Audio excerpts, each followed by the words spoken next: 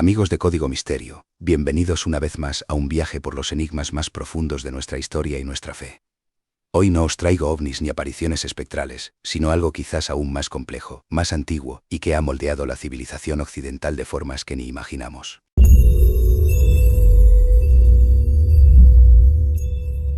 Hoy vamos a desentrañar el corazón de la creencia cristiana, un misterio que desafía la razón y ha provocado siglos de debate, la doctrina de la Santísima Trinidad. Preparaos para una inmersión en la teología, la historia y la filosofía, porque vamos a intentar comprender cómo una idea tan aparentemente paradójica, como la de un solo Dios en tres personas, ha llegado a ser el pilar central de millones de vidas. ¿Es posible que un misterio, una verdad que nos supera, sea en realidad la clave para entender la propia naturaleza del amor y la comunión? Para muchos, la Trinidad es un concepto abstracto, difícil de asimilar, casi un trabalenguas teológico. Un Dios, pero tres personas, Padre, Hijo y Espíritu Santo. No son tres dioses, no son tres partes de un mismo Dios, sino una unidad perfecta, indivisible, coeterna y cosustancial. Es el misterio central de la fe cristiana, una paradoja que nos invita a ir más allá de nuestra lógica humana para intentar rozar lo divino. La doctrina de la Trinidad no busca describir a Dios en su totalidad, algo imposible para la mente humana, sino más bien cómo se ha manifestado y revelado a la humanidad a lo largo de los siglos. Para los primeros cristianos, no fue un concepto filosófico abstracto surgido de la nada, sino una experiencia viva, real, palpable. Experimentaron al Padre como el creador de todo, al Hijo, Jesús de Nazaret, como el Redentor que les mostraba el camino a Dios, y al Espíritu Santo como el guía constante, la fuerza que les inspiraba y transformaba. Antes de ser una doctrina formulada, la Trinidad era una vivencia espiritual. Pero ¿dónde encontramos las primeras pistas de esta sorprendente idea?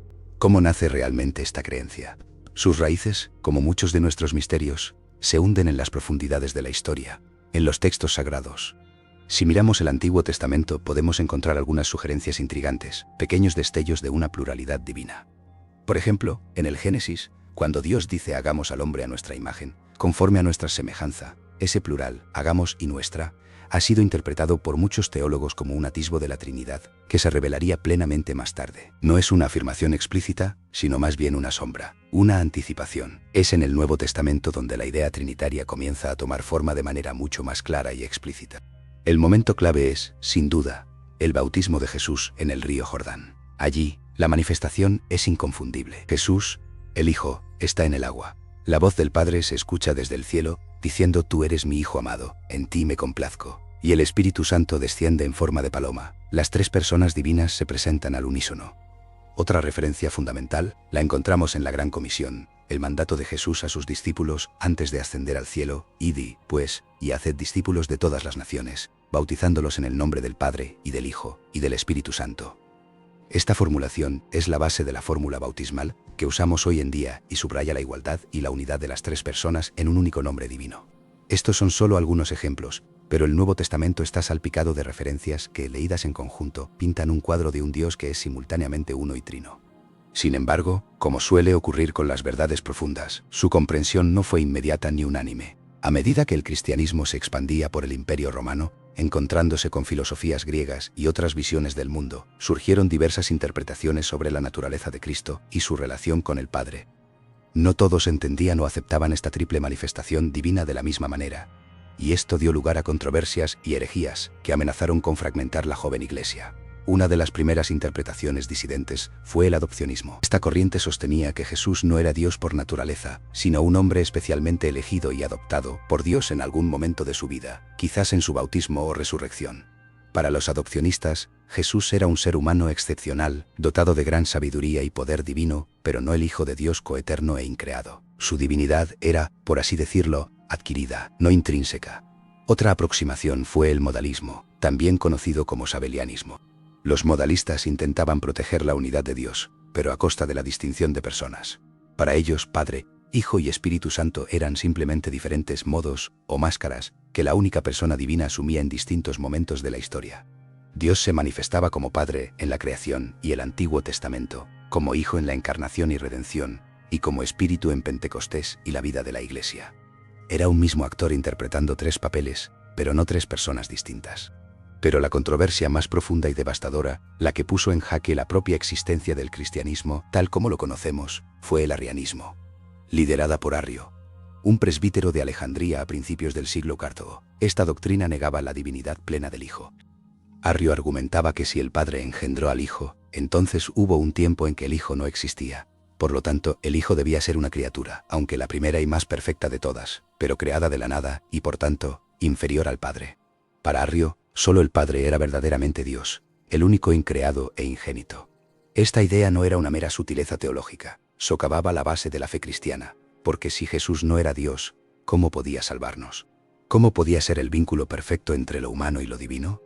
El arrianismo se extendió como la pólvora, dividiendo a obispos, clérigos y comunidades enteras, creando una crisis sin precedentes.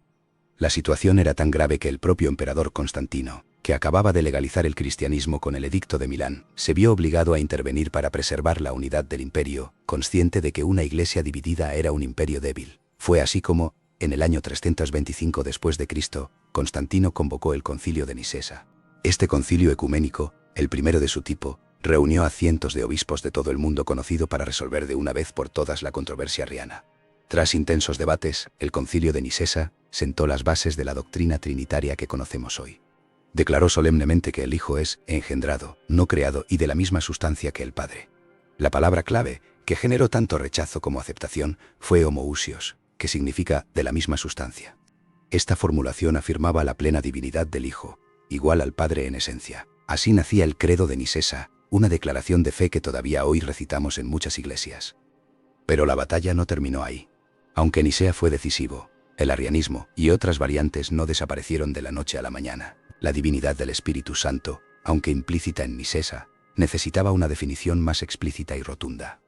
Así, poco más de medio siglo después, en el año 381 después de Cristo, el emperador Teodosio convocó el Segundo Concilio Ecuménico en Constantinopla. Este concilio fue crucial para completar la formulación trinitaria. Reafirmó las decisiones de Nicea sobre la divinidad del Hijo y, de manera explícita, proclamó la divinidad del Espíritu Santo, declarando que procede del Padre y del Hijo, y recibe la misma adoración y gloria que el Padre y el Hijo, y que habló por los profetas. La frase «y del Hijo» o filioque fue añadida posteriormente en Occidente y generaría otra controversia entre Oriente y Occidente. Pero la esencia era clara: el Espíritu Santo es plenamente Dios. Con Constantinopla, la doctrina de la Santísima Trinidad quedó oficialmente establecida: un solo Dios en tres personas distintas, coiguales y coeternas. Estos concilios no fueron solo reuniones de obispos. Fueron momentos de intensa lucha intelectual y espiritual, donde se forjó la identidad del cristianismo. La determinación de proteger la verdad de un Dios que es amor y que se revela en toda su plenitud a través de tres personas fue la fuerza motriz detrás de estas definiciones. Pero la teología no se detuvo en los concilios. Figuras intelectuales de gigantesca talla dedicaron sus vidas a intentar comprender y articular este misterio. Uno de los más influyentes fue, sin duda, San Agustín de Hipona, en el siglo X. En su monumental obra De Trinitate, o sobre la Trinidad, Agustín se embarcó en una ambiciosa tarea: no solo defender la doctrina, sino también buscar explicaciones racionales que complementaran la fe. Él creía que, aunque la Trinidad era un misterio que superaba la razón podía acercarse a ella, encontrar analogías en el mundo creado que nos dieran un atisbo de su lógica interna. San Agustín propuso famosas analogías psicológicas, buscando reflejos de la Trinidad en la propia alma humana. Por ejemplo, en la memoria, el entendimiento y la voluntad. Nuestra memoria retiene lo que somos, nuestro entendimiento capta esa realidad, y nuestra voluntad actúa en consecuencia. Estos tres aspectos son distintos, pero inseparables, formando una única alma. De manera similar, Agustín vio en el amor humano una imagen de la Trinidad: el que ama, el amado y el amor que los une. Estas analogías, aunque imperfectas por naturaleza, ayudaron a generaciones a visualizar y meditar sobre la Trinidad, ejerciendo una influencia profunda en toda la teología occidental y en el pensamiento cristiano hasta nuestros días. Él nos enseñó que, lejos de ser una contradicción, la Trinidad es el modelo del amor en su expresión más perfecta, una relación eterna de entrega y comunión. La doctrina de la Trinidad no se quedó encerrada en los concilios o en los tomos polvorientos de los teólogos. Trascendió lo puramente intelectual para permear cada aspecto de la vida de los creyentes y de la civilización cristiana en su conjunto. Es una presencia constante en la oración diaria, en la liturgia, en la misa. Cada vez que nos santiguamos, hacemos el signo de la cruz, invocamos al Padre, al Hijo y al Espíritu Santo. Es la fórmula con la que se inician y concluyen casi todos los actos litúrgicos. No es una fórmula vacía, sino un recordatorio constante de la presencia divina en nuestras vidas. Pero su influencia va mucho más allá. La Trinidad ha inspirado y moldeado el arte a lo largo de los siglos. En el arte medieval encontramos símbolos recurrentes: el triángulo equilátero, representando la igualdad y perfección de las tres personas, la flor de tres pétalos, o el trébol, símbolos sencillos pero poderosos para expresar la Trinidad en la unidad. Los artistas renacentistas también se esforzaron por representar lo irrepresentable, como Masaccio en su Trinidad o Andrei Rublev en su icónica Trinidad de la iconografía oriental. Estas obras no solo eran bellas, eran herramientas de catequesis visual, formas de comunicar el misterio a las masas. Incluso en América Latina, las misiones jesuitas difundieron la iconografía trinitaria, grabando esta doctrina en el imaginario colectivo de nuevos pueblos. La arquitectura de nuestras catedrales, la pintura, la música sacra, todo fue moldeado por esta comprensión de Dios como una comunidad de amor. La civilización cristiana, en gran medida, refleja esta visión trinitaria del mundo. Pero, ¿por qué sigue siendo tan importante hoy en día? ¿Qué significado teológico y moral continuo tiene para nosotros? La Trinidad es ante todo un misterio. Es la expresión de la experiencia más profunda de los creyentes ante aquello que les supera, la imposibilidad de abarcar a Dios con la razón pura. Es la humildad de reconocer que hay verdades que solo pueden ser aprendidas por la fe y el amor. Para el catolicismo, y para muchos cristianos, la Trinidad no es solo una fórmula, sino una revelación de la propia naturaleza de Dios y por ende, del amor. Revela que el amor divino no es solitario, no es egoísta, sino que es relación, comunión y entrega mutua. El Padre se entrega al Hijo, el Hijo al Padre, y el Espíritu Santo es el amor que los une. Dios mismo es una comunidad perfecta de amor. Esta visión tiene profundas implicaciones morales para la humanidad. Si estamos hechos a imagen y semejanza de Dios, y Dios es comunidad, entonces estamos llamados a vivir en comunión, en unidad en la diversidad. Nos invita a amar como Dios ama, a construir relaciones basadas en el respeto mutuo, la entrega y la armonía, sin perder nuestra individualidad. Nos enseña que la verdadera plenitud no se encuentra en el aislamiento, sino en la relación profunda con los demás, reflejando así la comunidad perfecta de amor que es Dios. Es un modelo para nuestra propia sociedad, un llamado a la unidad sin uniformidad, a la diversidad en la armonía. Hemos viajado desde las primeras insinuaciones bíblicas hasta los grandes concilios que la definieron, pasando por las mentes brillantes que intentaron comprenderla, y hemos visto cómo esta doctrina ha impregnado cada rincón de nuestra cultura. La Santísima Trinidad no es solo una compleja fórmula teológica, es la esencia de la vida cristiana, el fundamento de su comprensión de Dios, del hombre y del universo. Es un misterio que nos invita a la contemplación, a la fe y, sobre todo, al amor. Un enigma divino que, lejos de ser descifrado por completo, sigue revelándose y transformando a quienes se atreven a adentrarse en sus profundidades. Y con esto, amigos de Código Misterio, cerramos otro capítulo de nuestra exploración. Espero que hayáis encontrado este viaje tan fascinante como yo.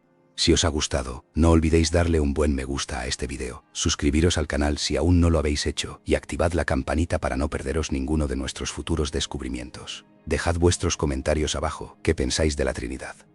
¿Os parece un misterio incomprensible o una verdad inspiradora? Nos vemos en el próximo video, donde desentrañaremos otro enigma que aguarda ser revelado. Hasta entonces, permaneced curiosos, permaneced atentos y seguid buscando la verdad.